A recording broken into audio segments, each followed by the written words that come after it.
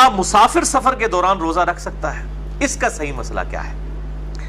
پہلی حدیث صحیح بخاری اور صحیح مسلم کی متفق علیہ حدیث ہے، اور مشکات میں اس کا نمبر ہے 2021، کہ آپ صلی اللہ علیہ وآلہ وسلم سفر میں تھے تو آپ نے ایک جگہ دیکھا کہ ایک ہجوم جمع ہے، تو آپ صلی اللہ علیہ وآلہ وسلم اس ہجوم کے قریب آئے تو دیکھا کہ ایک کوئی شخص ہے، ایک شخص، اس کے اوپر کافی لوگوں نے جو ہے وہ چھتری نما سایہ کیا ہوا ہے پورا، یعنی سمجھ لیں ایک ٹینٹ اٹھا کے رکھا ہوا ہے ایک بندے کے اوپر، کوئی میر کو چودھری ٹائپ بندہ ہوگا۔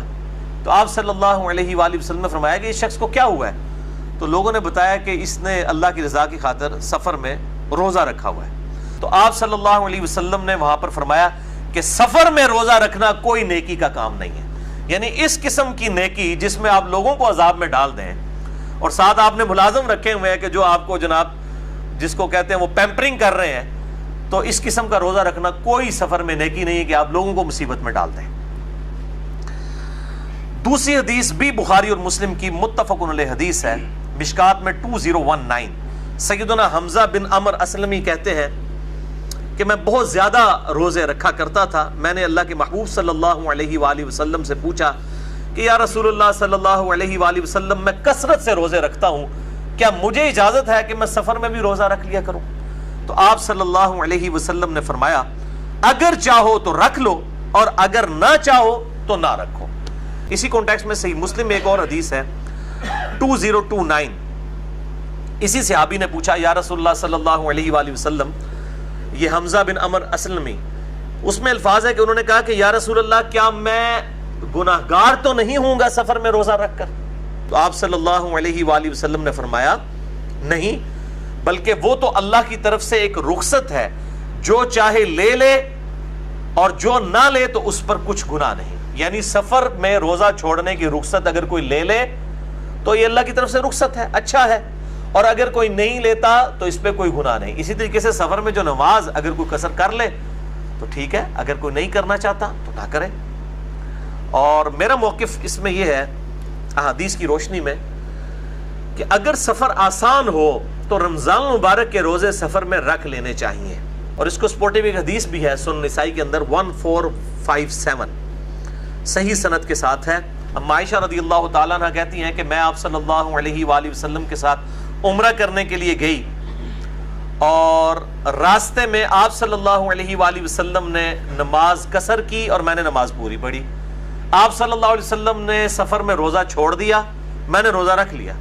تو میں نے پوچھا یا رسول اللہ صلی اللہ علیہ وآلہ وسلم، میرے ماں باپ آپ پر قربان، آپ نے نماز قصر کی اور میں نے نماز پوری پڑھی، آپ صلی اللہ علیہ وآلہ وسلم نے روزہ چھوڑ دیا اور میں نے روزہ رکھا۔ تو آپ صلی اللہ علیہ وسلم نے فرمایا احسنتی یا عائشہ وما عاب علیہ، اے عائشہ تو نے بہت ہی احسن اور اچھا کام کیا ہے۔ اگر کسی میں ہمت ہے تو بہت جرت والا کام ہے، اپریشیٹیبل ہے۔ تو آپ فرمایا احسنتی یا عائشہ وما عاب علیہ، اے عائشہ تو نے بڑا اچھا کام کیا اور مجھ پہ بھی اس معاملے میں کوئی قدغن نہیں ہے کہ جو میں نے روزہ جو ہے وہ چھوڑ دیا، اس پہ میرے پہ بھی کوئی گرفت نہیں ہے، یہ آسانی کو جو میں نے اویل کیا نماز قصر پڑھنے کی۔ تو یہ وہ حدیث ہے۔ تیسری حدیث صحیح مسلم سے ہے، مشکات میں 2020 2020 نمبر۔ ابو سعید خدری رضی اللہ تعالیٰ عنہ کہتے ہیں کہ 16 رمضان المبارک کو ہم نبی صلی اللہ علیہ وسلم کی معیت میں جہاد کے لیے گئے، تو کچھ اصحاب نے روزہ رکھا ہوا تھا سفر میں اور کچھ نے نہیں رکھا تھا۔ جنہوں نے رکھا تھا انہوں نے نہ رکھنے والوں کو کوئی ملامت نہیں کی، اور جنہوں نے نہیں رکھا تھا انہوں نے رکھنے والوں کو کوئی ملامت نہیں کی۔ یہاں تو الٹ ہوتا ہے، جو رکھ لے گا دوسروں کو جناب وہ پھر کہے گا جناب اٹے کٹے ہو کے روزہ رکھ سکتے سو کیوں نہیں رکھا۔ چوتھی حدیث بھی بخاری اور مسلم دونوں میں ہے، مشکات میں 2022۔ انس بن مالک کہتے ہیں کہ آپ صلی اللہ علیہ وآلہ وسلم کے ساتھ ہم سفر میں شریک تھے، کچھ لوگ روزے سے تھے اور کچھ لوگوں نے روزہ نہیں رکھا ہوا تھا، یعنی اصحاب میں کوئی اس میں اختلاف نہیں تھا، جس کی مرضی رکھ لے جس کی مرضی نہ رکھے۔ سخت گرم دن تھا، ایک جگہ ہم نے پڑاؤ کیا تو روزہ دار نڈھال ہو کر گر پڑے، جبکہ وہ اصحاب جنہوں نے روزہ نہیں رکھا ہوا تھا انہوں نے خیمے لگائے اور سواریوں کے لیے پانی کا اور روزہ داروں کے لیے روزے کی افطاری کا اہتمام ان اصحاب نے کیا جنہوں نے روزہ نہیں رکھا ہوا تھا. ظاہر ہے وہ طاقت میں تھے, انہوں نے خیمے لگائے, باقی تو ڈگ پہ, کمزوری دی وجہ. تو آپ صلی اللہ علیہ وآلہ وسلم نے فرمایا آج روزہ نہ رکھنے والے لوگ اجر لے گئے. یعنی جنہوں نے سفر میں روزہ نہیں رکھا ہوا تھا وہ روزہ رکھنے والوں سے بھی بڑھ کے اجر لے گئے. کس طریقے سے؟ ایک تو انہوں نے فیسلٹی سے فائدہ اٹھایا, دوسرا جنہوں نے روزہ رکھا ہوا تھا وہ کمزور حالت میں تھے, ان کے حصے کا کام بھی کیا, تیسرا ان کی افطاری کا بندوبست بھی کیا. وہ آگے حدیث بھی آ جائے گی, اگر کسی نے کسی روزہ دار کا روزہ افطار کیا تو اس کو بھی ثواب مل جائے گا. تو یہ تینوں اعتبار سے انہوں نے زیادہ اجر کما لیا. پانچویں حدیث بھی بخاری اور مسلم دونوں میں ہے, مشکات میں 2023. ابن عباس کہتے ہیں کہ ہم مدینے سے مکہ کے لیے جب روانہ ہوئے تو مقام عصفان پر آپ صلی اللہ علیہ وآلہ وسلم نے پانی منگوا کر ہاتھوں کو یوں بلند کیا اور پیالہ اسی طریقے سے پبلکلی اٹھا کے آپ صلی اللہ علیہ وسلم نے پانی جو ہے وہ نوش فرما کے عصر کے وقت میں, صحیح مسلم میں موجود ہے, کہ روزہ اپنا توڑ دیا, افطار کر لیا. اور ساتھ ابن عباس کہتے ہیں کہ سفر میں آپ صلی اللہ علیہ وسلم روزہ رکھ بھی لیتے تھے اور چھوڑ بھی دیا کرتے تھے. اور اسی کا ایک طریق صحیح مسلم میں ہے, مشکات میں 2024 اور 2027, کہ فتح مکہ کے موقع پر یہ ایک ایسا موقع آیا کہ ظاہر صحابہ جہاد کے لیے جا رہے تھے, عین ممکن تھا کہ وہاں پر لڑائی بھی ہو جاتی, تو کمزور آدمی تو لڑائی نہیں لڑ سکتا. تو آپ صلی اللہ علیہ وآلہ وسلم نے جب دیکھا کہ کمزوری ہے اصحاب پہ اور آپ پہ خود بھی, تو عصر کے موقع پر آپ صلی اللہ علیہ وسلم نے پانی کا پیالہ منگوا کر پبلکلی یوں بلند کیا اور اپنا روزہ توڑ لیا. یہ اثر آپ حنفیوں والی اثر نہ سمجھیے گا کہ پیچھے 1-1.5 گھنٹے ہی رہ گیا ہے. یہ اثر وہ ہے جو کم از کم افطار میں ابھی 2 سے 2.5 گھنٹے پڑے ہوئے ہیں, اور ظاہر کرٹیکل وقت ہے.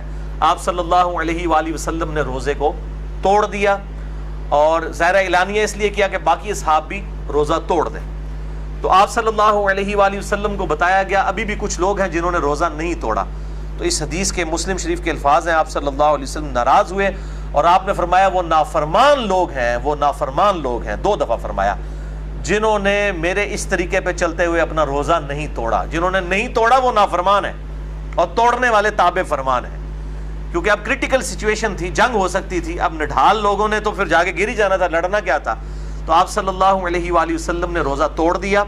اس سے یہ بات بھی پتہ چلی کہ اگر کوئی شخص ہمت کر کے سفر میں روزہ رکھ لے اور بعد میں اسے احساس ہو کہ میں تو روزہ نہیں نبھا سکتا, تو وہ روزہ توڑ بھی سکتا ہے, اس پہ کوئی گناہ بھی نہیں ہوگا, صرف اس کے بدلے ایک روزہ قضا کرنا ہوگا, کوئی کفارہ بھی نہیں ادا کرنا ہوگا. خود آپ صلی اللہ علیہ وآلہ وسلم نے روزہ توڑ دیا.